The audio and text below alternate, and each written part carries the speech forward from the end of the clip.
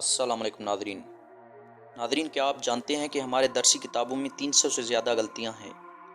ہمیں جو تاریخ پڑھائی گئی وہ حقیقت میں نہیں بلکہ ایک گھڑایا بیانیہ ہے۔ مرڈر آف ہسٹری یعنی قتل تاریخ معروف مورخ کے عزیز کی لکھی گئی کتاب ہے، جس میں یہ انکشاف کیا گیا ہے کہ پاکستان میں تاریخ کو کس طرح مسخ کیا گیا۔ آج ہم ان 300 جھوٹوں میں سے 50 جھوٹوں پر بات کریں گے جنہیں درسی کتب میں سچ بنانے کر پیش کیا گیا۔ مسلم حکمرانوں کی تاریخ میں تبدیلی۔ محمد بن قاسم 17 سال کی عمر میں سندھ پر حملہ آور ہوئے۔ جھوٹ۔ حقیقت یہ ہے کہ محمد بن قاسم کی عمر 20 سال تھی۔ محمود غزنوی نے صرف اسلام کے لیے ہندوستان پر حملے کیے۔ جھوٹ۔ حقیقت یہ ہے کہ محمود غزنوی نے دولت اور طاقت کے لیے حملے کیے۔ شہاب الدین غوری نے پہلے جنگ میں پرتھوی راج چوہان کو شکست دی۔ جھوٹ۔ حقیقت یہ ہے کہ غوری پہلے جنگ ہار گیا، دوسرے جنگ میں جیتا۔ مغل بادشاہ اکبر ہندو کے خلاف تھا۔ جھوٹ۔ حقیقت یہ ہے کہ اکبر نے ہندو مسلم اتحاد کے لیے دین الہی متعارف کروایا۔ اورنگزیب نے زبردستی اسلام پھیلایا۔ جھوٹ۔ حقیقت یہ ہے کہ اورنگزیب سخت گیر حکمران تھے مگر مذہبی جبر نہیں کیا۔ اسی طرح اگر برصغیر کی تحریک اور جنگیں دیکھیں تو تحریک خلافت کا مقصد پاکستان بنانا تھا۔ جھوٹ۔ تحریک خلافت عثمانیہ کے تحفظ کے لیے تھی۔ 1857 کی جنگ آزادی صرف مسلمانوں نے لڑی۔ جھوٹ۔ حقیقت یہ ہے کہ اس میں ہندو، سکھ اور دیگر قومیں بھی شامل تھیں۔ سر سید احمد خان پاکستان کے حامی تھے۔ جھوٹ۔ حقیقت یہ ہے کہ وہ مسلمانوں کی تعلیمی ترقی چاہتے تھے، پاکستان کا تصور نہیں دیا۔ آل انڈیا مسلم لیگ پاکستان بنانے کے لیے بنی تھی۔ جھوٹ۔ حقیقت یہ ہے کہ مسلم لیگ مسلمانوں کے حقوق کے تحفظ کے لیے بنی تھی۔ جناح اور گاندھی کبھی ایک ساتھ نہیں رہے۔ جھوٹ۔ حقیقت یہ ہے کہ دونوں نے کوئی ملاقاتیں اور مذاکرات کیے۔ اگر ہم پاکستان کے قیام کے بارے میں غلط بیانیہ دیکھیں تو پاکستان رمضان کے برکت سے بنا۔ جھوٹ۔ حقیقت یہ ہے کہ یہ سیاسی جدوجہد کا نتیجہ تھا۔ علامہ اقبال نے پاکستان کا نقشہ بنایا۔ جھوٹ۔ حقیقت یہ ہے کہ تفصیلی تصور چودھری رحمت اللہ نے دیا تھا۔ قائد اعظم نے پاکستان کو اسلامی ریاست بنانے کی بات کی۔ جھوٹ۔ حقیقت یہ ہے کہ جناح نے جدید جمہوری ریاست کا تصور دیا۔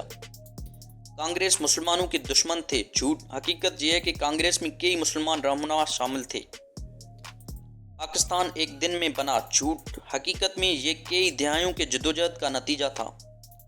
پاکستان بننے کے بعد کی حقائق پر اگر ہم نظر ڈالیں تو لیاقت علی خان بہترین وزیر اعظم تھے۔ جھوٹ۔ حقیقت میں ان کی پالیسیوں پر کئی سوالات اٹھتے ہیں۔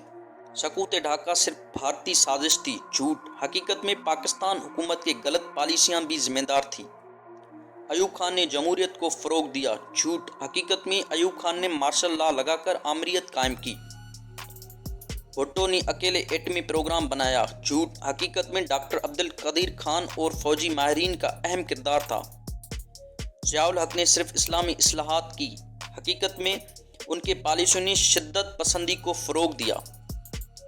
اگر ہم پاکستانی نصاب میں شامل دیگر غلطیاں یا تاریخی واقعات کو مذہبی رنگ دینے کو دیکھیں تو حقیقی ہیروز کے بجائے مصنوعی ہیروز بنانا، پاکستان کی ابتدائی سیاسی بحرانوں کو نظر انداز کرنا، بنگلہ دیش کے قیام میں پاکستانی پالیسیوں کی ناکامی کو چھپانا، خلافت عثمانیہ کو بچانے کی ناکام کوشش کو کامیاب تحریک کے طور پر پیش کرنا، 1947 کے فسادات میں صرف ہندوؤں کو قصوروار دکھانا، جنگ 1965 کو مکمل فتح کے طور پر پیش کرنا، افغان جہاد کو صرف اسلامی جنگ کے طور پر بیان کرنا، بلوچستان کی آزادی کے تحریکوں کو مکمل نظر انداز کرنا، کشمیر کے مسئلے کی غیر جانبدارانہ تاریخ نہ پڑھانا، اور اسی طرح اگر ہم شخصیت کو غیر ضروری طور پر بڑھا چڑھا کر پیش کرنا، محمد علی جناح کی صحت کے حقائق کو چھپانا، فاطمہ جناح کے سیاسی جدوجہد کو نظر انداز کرنا، ذوالفقار علی بھٹو کی غلط پالیسیوں کو چھپانا،